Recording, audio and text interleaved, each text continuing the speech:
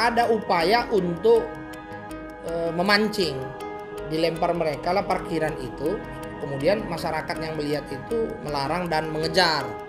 Nah, situnya. Dan tidak ada perlawanan dari SMK 4, memang sambil lalu. Saya minta ke Kepala SMA 8 panggil orang tua, kemudian minta orang tua mendampingi agar anak ini nanti secara psikologinya tidak trauma. Kalau bahasanya apakah iseng-isengan mereka untuk memancing-mancing, itu kita nggak tahu. Saya juga nggak saya tanyain langsung sampai ke situnya, tapi saya tanya apa motifnya. Kata Kepala SMK 4, nggak ada Pak motifnya. Ya saudara, seperti apa penanganan Dinas Pendidikan Provinsi Sumatera Utara terhadap kejadian tawuran antara siswa SMA Negeri 8 dengan SMK Negeri 4 Kota Medan? Kami akan mengajak Anda untuk mewawancarai Kepala Bidang Pembinaan SMA Dinas Pendidikan Provinsi Sumatera Utara, Muhammad Bashir, MPD. Ikuti kami terus dalam program eksklusif virtual channel saya, Prasetyo.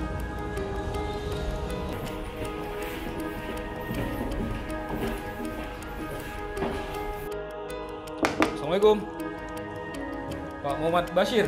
Ya. Apa kabar, Prasetyo? Ya. Pak, dari program eksklusif virtual Ya, channel. silakan duduk. Ya, jadi saudara, saat ini kita sudah bersama Kabid SMA Dinas Pendidikan Sumatera Utara, Bapak Muhammad Bashir MPD.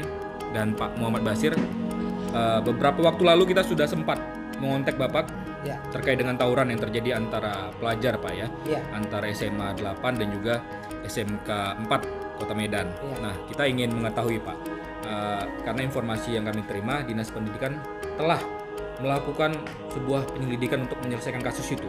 Ya. Bisa diceritakan Pak, seperti apa penanganannya? Ya, makasih Mas Prasetyo dari Aktual ya. Ya, baik Pak. Terima kasih. Yang pertama perlu mungkin agak kita luruskan, kalau tawuran itu kan sudah kejadian, artinya antara dua belah pihak. Kalau ini ada segerombolan anak sekolah yang pulang sekolah, yang tepatnya murid SMA Negeri 8, pukul 14.00, mereka itu berjalan pulangnya itu melintasi SMK 4. Dan di SMK 4 itu mereka melempari parkiran SMK 4. Bukan Mungkin siswa Pak ya? Siswa. Siswa ya? Siswa, tapi bukan SMK 4 semua. Iya. Karena menurut pengakuan siswa yang dipanggil, diminta keterangan, anak-anak ini baik yang di polsek sampai yang di sekolah yang tidak ketangkap, mereka ini bukan hanya SMA 8, tapi ada juga sekolah yang lain. Itu parkiran apa? Parkiran sekolah? SMK 4. SMK 4. Parkiran SMK. Yang di Jalan Sekera Pak ya? Iya, parkiran SMK 4 ini kan orang parkirnya kan di luarnya sepeda motornya itu. Baik. Jadi ada upaya untuk memancing, dilempar mereka lah parkiran itu, kemudian masyarakat yang melihat itu melarang dan mengejar. Nah, situnya. Dan tidak ada perlawanan dari SMK 4, memang sambil lalu. Jadi salah satu yang dikejar itu dari 10 sepeda motor, salah satu itu terjatuh. Iya. Nah, inilah yang ditangkap oleh masyarakat, dibawa ke kantor lurah. Kantor lurah kemudian setelah orang tua setelah ditelepon kantor lurah, kepala SMK 4, SMA 8, datang kepala SMA 8 dan SMK 4, saya 1 jam setelah kejadian itu dikabari. Saya minta ke kepala SMA 8 panggil orang tua, kemudian minta orang tua mendampingi agar anak ini nanti secara psikologinya tidak trauma. Baik. Nah, didatangkanlah orang tua ke kantor lurah. Akhirnya Babin Kamtipmas yang lewat, yang lagi razia, melihat ini ribut-ribut rame-rame seperti itu yang ditangkap ini tadi, disuruh waktu di kantor lurah itu dibawa mereka ke polsek. Dan mereka ikut di dalam itu awalnya di kantor lurah itu. Termasuk orang tua juga? Termasuk orang tua setelah dipanggil. Orang tua setelah dipanggil. Jadi berangkat mereka ke ke Polsek Medan Timur. Ya bayangkan saja mungkin apa istilahnya interogasi atau permintaan keterangan yang dilakukan oleh Polsek jam pukul 8.00 malam atau pukul 20 malam baru dilepas oleh pihak Polsek. Ya. Karena harus ditanyakan apa motif, kenapa ini. Ternyata setelah ditanyain enggak ada motifnya, hanya iseng-iseng dari anak-anak ini dan tidak ada permusuhan antara SMA 8 dengan SMK 4. Itu yang kita dapat keterangan dari anak yang diminta keterangan, termasuk anak yang diminta keterangan di sekolah besoknya. Baik, kronologis ini langsung Bapak dapatkan dari siswa ya? Kepala sekolah. Kepala sekolah, bukan siswa? Bukan. Kalau siswa kan prosesnya yang satunya yang tertangkap ini, yang terjatuh, itu kan didampingi orang tua ketika diminta kronologisnya di kantor lurah sama di kantor polisi. Baik. Nah, itu. Ada pemanggilan juga kepada pihak kepala sekolah Pak ya? kepala sekolah langsung kita panggil. Kan kebetulan pas kejadian itu besoknya ada rakor pendidikan SMK. Yeah. Tapi kepala SMA saya panggil di sini, yang SMK Pak saya nanti jam siang ya karena lagi ada rakor. Jadi saya panggil SMA 8 kepala sekolah, saya minta keterangan sampai dibuatnya berita acara itu yang dikirim ke Bapak kemarin. Kemudian saya ke kantor gubernur di acara rakor ketemu sama SMK 4. Dia menceritakan juga versi dia, artinya tidak jauh berbeda antara versi SMK 4 dengan SMA 8 itu. Baik. Kalau versi SMA 8 itu awalnya kan tidak ada upaya Pak, cuma lempar batu. Kalau SMK 4 dia benar, ya Pak dilempari orang tuh parkiran kita, tapi lumayan yang melempar ada beberapa orang. Nah, makanya kan terkejut kita katanya gitu. Ya, itu kan keterangan didapatkan secara lisan, Pak ya. Ya. Ada tidak bukti fisik? Apakah CCTV atau video amatir atau foto amatir? Nggak ada. Di saat itu nggak ada yang memvideokan, baik dari lurah, dari sekolah. Karena ini kan sambil lalu. Di areal tersebut tidak ada CCTV sama sekali, Pak ya? Kalau itu kan di pinggir jalan, di jalan, bukan di dalam sekolah. Di jalan. Jadi kemarin kita tanya pihak SMK 4, nggak ada arah ke situ, nggak ada. Orang itu parkiran luar. Cukup hanya dari keterangan saksi-saksi saja ini dipanggil. Dan saksinya kan masyarakat, kan lurah. 2 lurah pun itu. Saya lupa lurah mana itu yang kebetulan berdekatan. Kepling.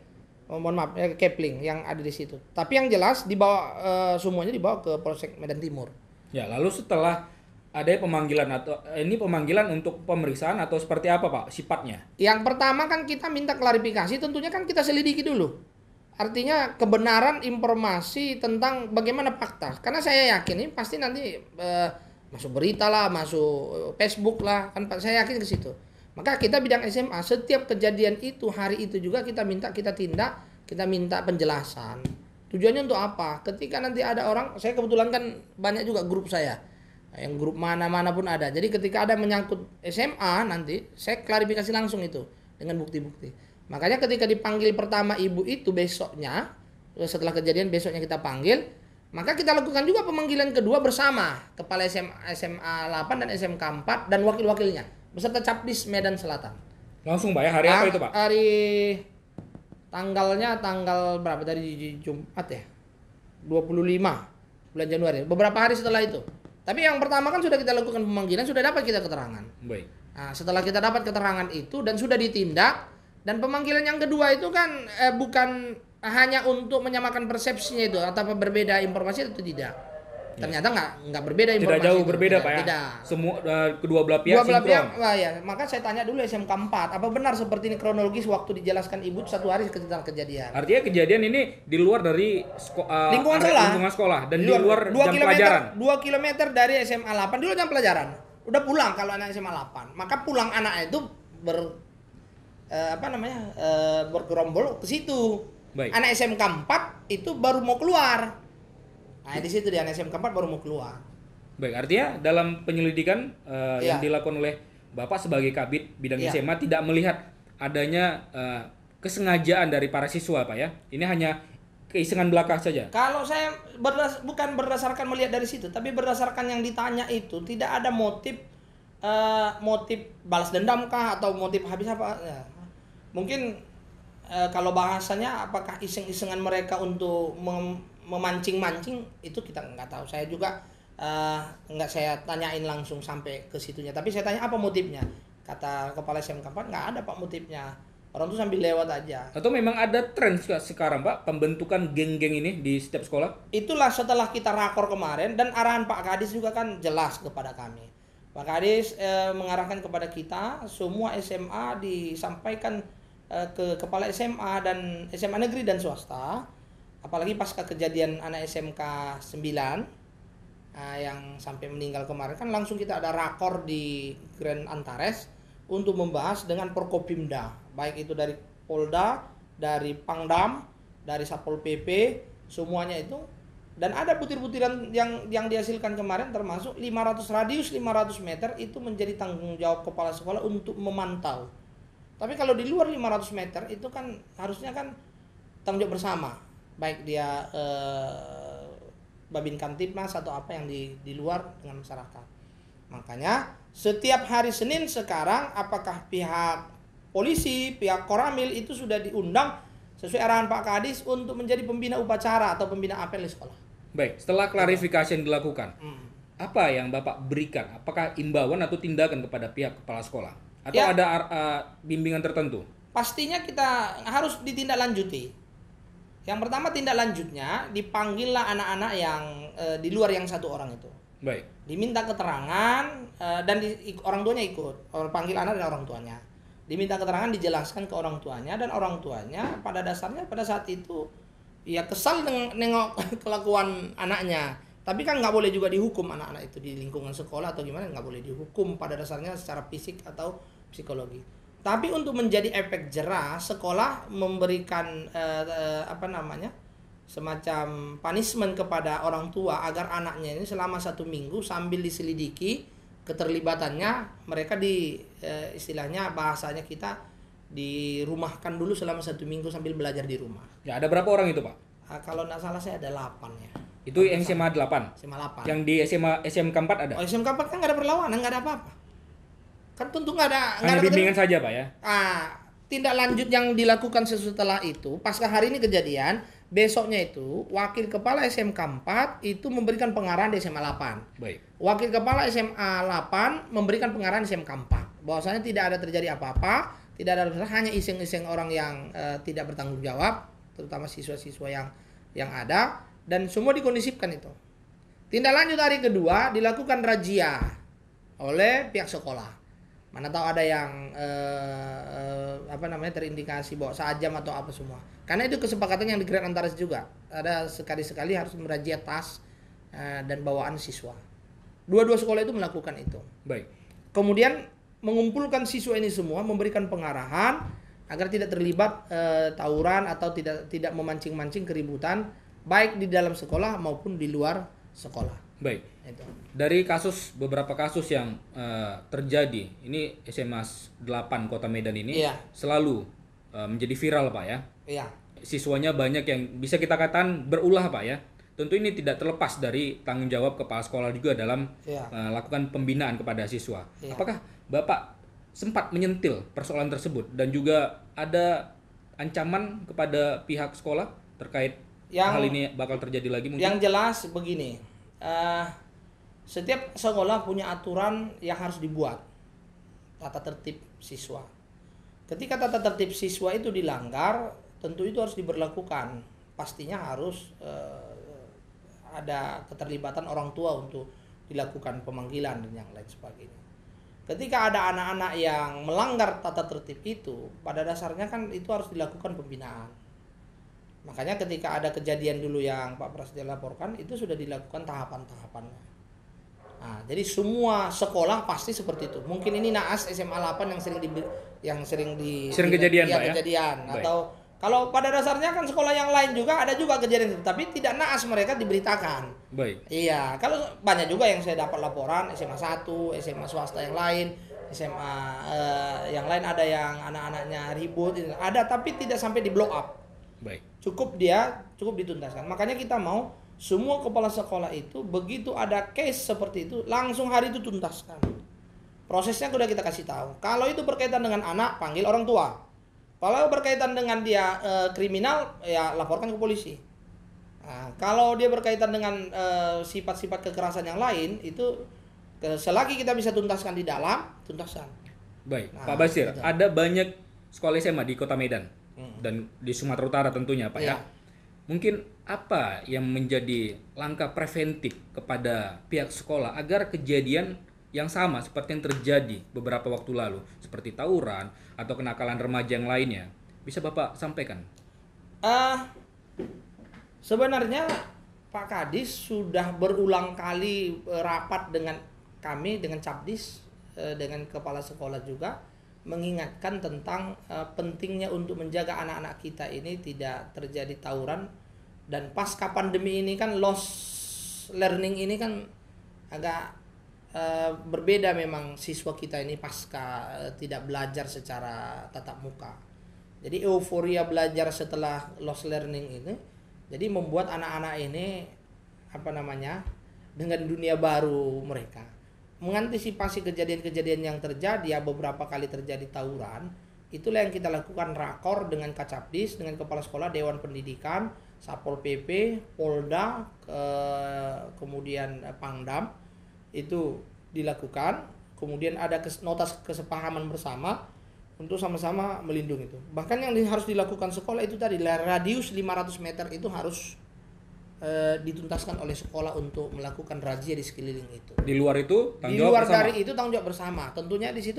Makanya kemarin kan siapa yang menangkap itu? Babin Kapolres. Baik, Pak Lurah. Dan saya pikir sudah berjalan.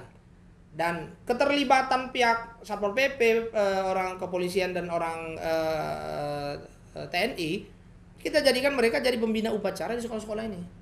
Bahkan hari itu upacara serentak, semua itu diundang semua, yang 3 tadi kita sampaikan, diundang untuk jadi pembina upacara di semua sekolah yang ada di Kota Medan. Karena contoh masih Kota Medan, biar nanti yang lain, Langkat kemarin sudah buat juga perjanjian dengan pihak kepolisian dan tentara dan Satpol PP di salah satu gedung, di Deli Serdang juga sudah dilakukan. Baik. Jadi serentak sebenarnya se-Sumatera Utara diminta Pak Kadis itu harus dilakukan. Bukan hanya seremonial, tapi ini bukti kita sangat peduli dan sangat khawatir kalau ada terjadi kerusuhan atau tawuran itu antar pelajar ini, yang korban kan anak bangsa, anak masa depan kita. Baik Pak Bashir, terakhir. Iya. Dari beberapa siswa yang terkena sanksi di SMA 8, apakah mereka nantinya akan dipecat? Bahasa pemecatan saya pikir tidak pas bahasanya. Tapi satu orang yang ketangkap itu sesuai dengan kalau kita bilang perintah itu kan harus tertulis, tapi hasil waktu duduk di kantor polsek itu diingatkan oleh jangan besok ini yang satu ini harus dicari sekolah yang lain, dan itu mungkin punishment yang diberikan, dan orang tua di situ, dan orang tua tidak menolak itu. Pihak sekolah membantu untuk memfasilitasi, pihak orang tua mencarikan sekolah. Saya dengar hari Jumat yang lalu sudah pindah ke sekolah negeri juga. Tidak bisa dibina lagi, Pak?